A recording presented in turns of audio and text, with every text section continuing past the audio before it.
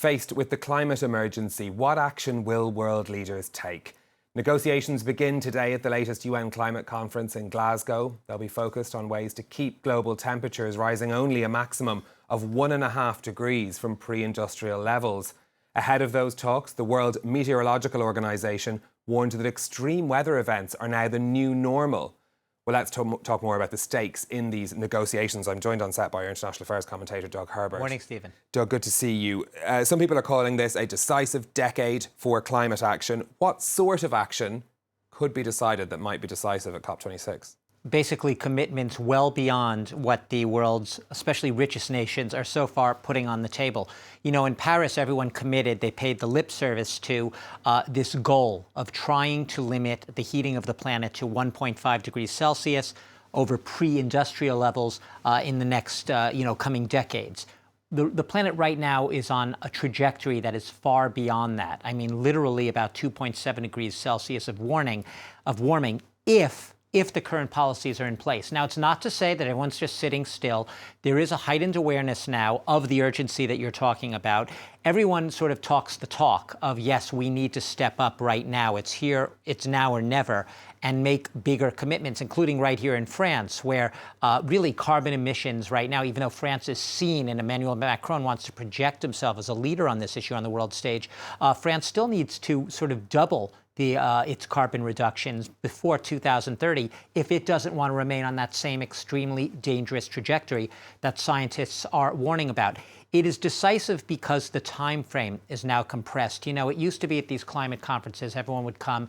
You talk about these far-off dates, right? 2050, not that far away now. 2050, 2060, decades away. They're talking 2030 right now. The world scientists, the World Meteorological Association, UN climate experts, there's a consensus here. Basically, the world needs to have, that is, cut in two, its carbon emissions before 2030. We're in 2021 right now. We're talking about less than a decade. That is really a snap, you know, in meteorological time, in a sense.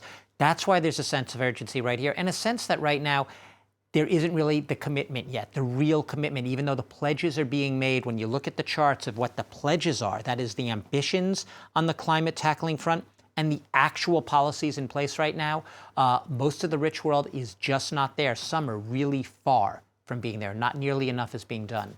Some of the other players that perhaps we don't talk about enough, smaller countries, developing countries, especially worried about the effects of climate change. Yeah. How are their interests going to feature in these discussions? Well, they are being featured. Let's start with the smaller island nations. This is an interesting category because these are the ones who are literally in the front lines of climate change and the devastation wrought by climate change. Whether we're talking about flooding, whether we're talking about soil erosion, whether we're talking about the virtual vanishing, the submersion due to floods of their states.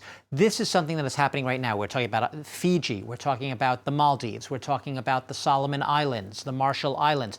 They are literally paying the price, even though they are an infinitesimal fraction of the contribution to the gases that generate global warming, the heating of the planet.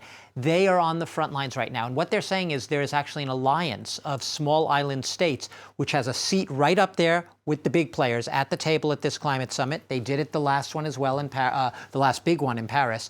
And what they're essentially saying is, yeah, I know, we're small fry in the global equation. You look at a map, you look at the oceans, we're little pinpricks in the oceans. You barely know we even exist. However, what's happening to us is a precursor. It is a harbinger of what is going to happen to everyone down the road. So it's not just us pleading our own interests in the name of our own survival. We're also actually talking about your survival. They have a big say. As for the developing countries, some of them are giant. India, the world's third biggest polluter. We're talking about Brazil as well.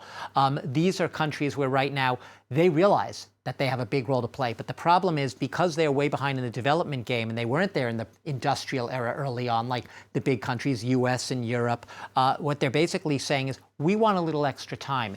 And we need mitigation, and we need money for mitigation. $100 billion a year right now is what the rich world is being asked to help mitigate. Mitigate, that is, to offset some of the worst effects of climate change in these developing countries, which right now are having a lot of trouble coping. They're asking for more time, and they're asking for more money. So far, only about 80% of the funds pledged way back in 2009 by the rich world for the developing world have been put on the table. There's a lot of missing money there. Yeah, and even less of it has been spent.